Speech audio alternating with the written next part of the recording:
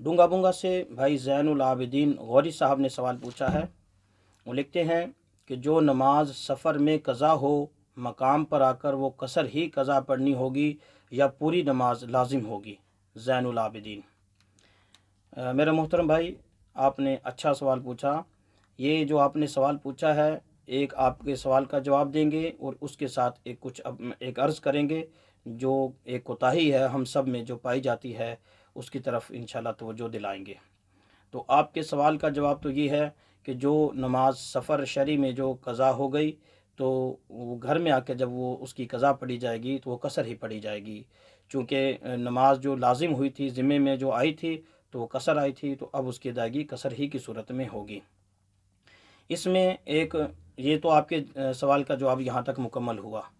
लेकिन हम एक तरफ तवज्जो दिलाना चाहते हैं, जो आम तौर पर लोगों में, हम सब में एक कमी पाई जाती है, एक कोताही है, जिसका एक बड़ा नुकसान है। कोताही ये है कि सबसे पहले आप इस बात को जहन में रख लें कि कोई भी नमाज है या कोई भी हुक्म है, वो अपने आखिरी वक़्त के एतबार से पहचाना जाता है। कि अगर कोई बंदा ज़ोहर का वक्त शुरू हुआ तो इस पर जो नमाज लाजिम हुई घर में रहते हुए, तो 4 फ़र्ज़ इस पर लाजिम हुए थे। लेकिन अभी इसने नमाज नहीं पढ़ी थी और ज़ोहर का वक्त बाकी था, ये सफ़र पर निकल गया। यही जो 4 फ़र्ज़ थे, शरीयत कहती है कि अब ये 2 फ़र्ज़ पड़ेगा, अब सफ़र में निकल के पड़ेगा तो 2 पड़ेगा। बिल्कुल इसी तरह जो नमाज सफ़र में नहीं पढ़ी और अभी उसका वक्त बाकी है और ये शहर में पहुंच गया, तो अब सफ़र में अगर पढ़ लेता तो वो कसर ही पढ़ता। मिसाल के तौर पर कोई किसी ने रात का सफ़र किया और ये इशा की नमाज़ इसने रस्ते में नहीं पढ़ी और सुबह सादिक से पहले पहले ये अपने शहर में आ गया, तो अब इस पर 4 फ़र्ज़ और 3 वितर की क़ज़ा लाजिम होगी। चूँकि ये शहर में आ गया और उसने अभी भी नमाज़ नहीं पढ़ी, क़ज़ा अगर पढ़ेगा तो इस पर जो लाजिम हुई है वो इत्माम लाजिम हुआ है। 4 रकत नमाज फ़र्ज़ लाजिम हुई और 3 वितरों की क़ज़ा होगी, लिहाजा इस तरह पढ़ेगा।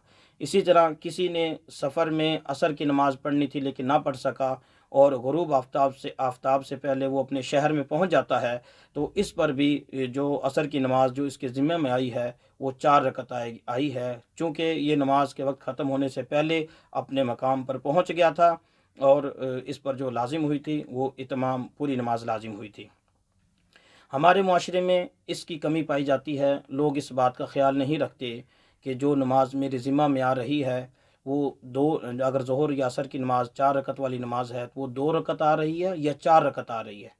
तो इसका ख्याल रखना चाहिए। अपने शहर की आबादी में दाखिल होते वक्त अपना वक्त को देखना चाहिए कि नमाज का वक्त बाकी है या ख़त्म हो गया, या किस नमाज का वक्त है किसका नहीं।